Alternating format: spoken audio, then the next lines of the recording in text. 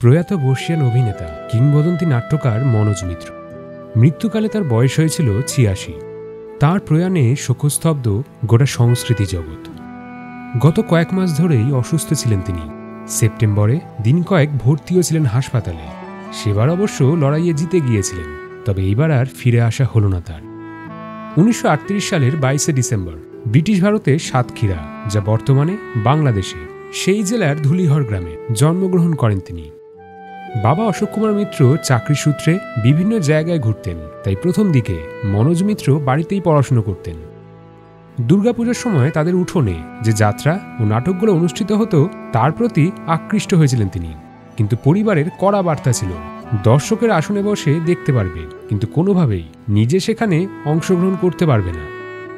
দেশভাগের পর তিনি ভর্তি হয়েছিলেন বসিরহাটের দন্দিরহাট NKUS নিকেতন স্কুলে। তারপর পড়াশোনা করেছেন স্কটিশ চার্চ কলেজে, যেখানে ফিলোসফি নিয়ে অনার্স করেন তিনি। এই সময়তেই তিনি ছোট গল্প লিখতে শুরু করেন, যার মধ্যে অনেকগুলো বিভিন্ন পত্রিকায় প্রকাশিত হয়েছিল। তারপর তিনি ভর্তি হয়েছিলেন কলকাতা বিশ্ববিদ্যালয়তে, যেখানে ফিলোসফি নিয়েই মাস্টার্স করেন। সেখানে তিনি বিভিন্ন থিয়েটার গ্রুপের সাথে যুক্ত হতে থাকেন। বাদল সরকার, রুদ্রপ্রসাদ সেনগুপ্তের মতন খ্যাতনামা শিল্পীদের সাথে তার পরিচয় হয় সেখানে। তিনি এবং তার বন্ধুরা সাথে থিয়েটার এবং চলচ্চিত্র পরিচালক পার্থপ্রতিম চৌধুরীর হাত ধরে শুরু করেন সুন্দরম নাটকের গ্রুপ। তিনি রবীন্দ্রভারতী বিশ্ববিদ্যালয়ের নাট্য বিভাগে যোগদানের আগে সুরী বিদ্যাসাগর কলেজে সংক্ষিপ্তভাবে দর্শন পড়াতেন, যেখানে তিনি শেষ পর্যন্ত সেই বিভাগের প্রধান হয়েছিলেন এবং তারপরে শিশির কুমার ভাদুরীর অধ্যাপক হিসেবে অবসর গ্রহণ করেন। তার প্রথম নাটক বগল ধীমান একটি রাজ্যব্যাপী প্রতিযোগিতায় প্রথম পুরস্কার জিতেছিল। সাজানো বাগান, চোখে আঙুল দাদা, কাল বিহঙ্গ, পরবাস, মেয়ে সুরক্ষা, ৯০০ ভোট সহ শতাধিক নাটক লিখেছেন তিনি। তাঁর লেখা জনপ্রিয় নাট্যগুলির মধ্যে রয়েছে রাজদর্শন, চণ্ডালিকা, কেষ্ট কেষ্ট এবং চোখ ভোলানি। ১৯৫৭ সাল থেকে মঞ্চে অভিনয় এবং তার প্রায় ২ দশক পরে লাইট ক্যামেরা অ্যাকশনের সামনে তিনি দাঁড়িয়েছিলেন অভিনেতা হিসেবে। মনোজ মিত্র সাধারণত সামাজিক এবং রাজনৈতিক বিষয়বস্তু নিয়েই নাটক লিখতেন। তাঁর সৃজনশীলতা এবং অভিনয়ের গভীরতা তাকে বাংলা থিয়েটারের অন্যতম মুখ্য ব্যক্তিত্বে পরিণত করে। শুধু নাট্যকার হিসেবেই নয়, একজন শক্তিশালী অভিনেতা হিসেবেও তিনি দর্শকদের হৃদয়ে জায়গা করে নিয়েছিলেন।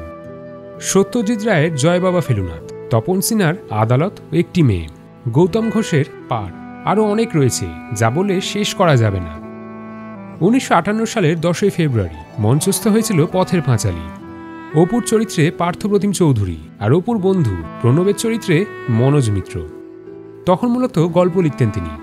পার্থপ্রতিমের তাড়নাতেই মনোজ মিত্রের লেখা প্রথম নাটক মৃত্যুর চোখে জল, সেটা ১৯৫৯ সাল। তারপর থেকে একের পর এক কালজয়ী নাটক লিখেছেন তিনি। ১৯৭২ সালে তাঁর খ্যাতি আরও ব্যাপক আকারে ছড়িয়ে পড়ে চাক ভাঙা মধুর মাধ্যমে। বাঞ্ছারামের বাগান, ঘরে বাইরে, শত্রুসহ একাধিক ছবিতে তার অভিনয় দর্শকের মন জয় করেছে। তিনি বুদ্ধদেব দাশগুপ্ত এবং তরুণ মজুমদারের মতন উল্লেখযোগ্য পরিচালকদের ছবিতেও অভিনয় করেছেন। একজন দক্ষ নাট্যকার যিনি ১০০টিরও বেশি নাটক লিখেছেন এবং ১৯৮৫ সালে সেরা নাট্যকারের জন্য সঙ্গীত নাট্য একাডেমি পুরস্কার সহ অসংখ্য পুরস্কার পেয়েছেন। অনেকদিন আগে উৎপল দত্ত চলে গিয়েছেন, আর আজ চলে গেলেন আরও এক নক্ষত্র। আজ বাঙালির জীবনে হারানোর দিন, বেদনার দিন। তারাদের দেশে ভালো থাকুন নাট্যকার, পরিচালক, অধ্যাপক, অভিনেতা মনোজ মিত্র।